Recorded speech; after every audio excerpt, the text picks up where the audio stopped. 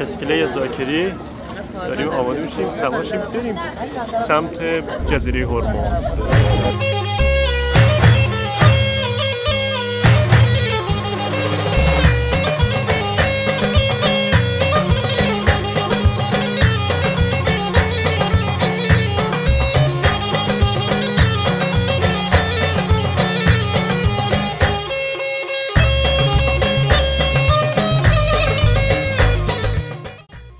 اینم الهه نمک واقع در جزیره زیبای هرمز.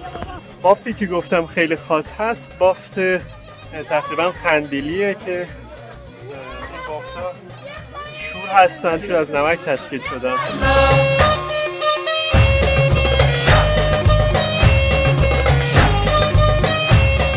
یکی دیگه از جاذبه‌های دیدنی جزیره هرمز غار نمک هست.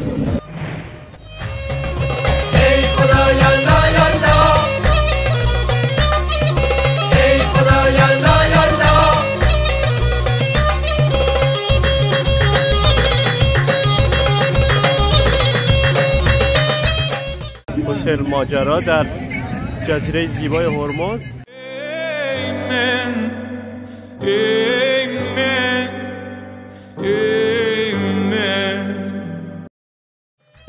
اینجا دره رنگین کمان بهش میگن در جزیره هرمز به خاطر تعدد رنگایی که در بافت‌های سازه‌ای این دره هست بهش میگن دره رنگین کمان.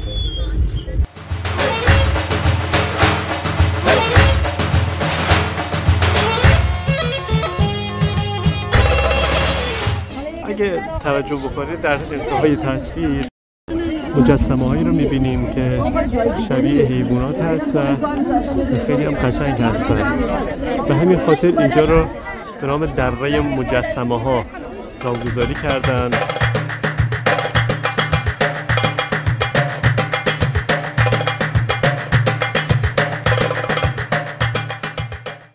ساحل سرخ واقع در جزیره زیبای هرمز.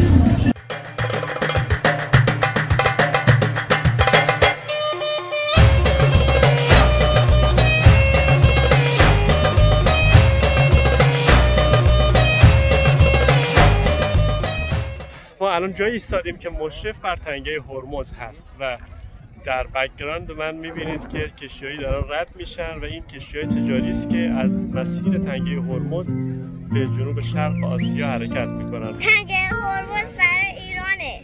در روح و جان من میمانی ای وطن،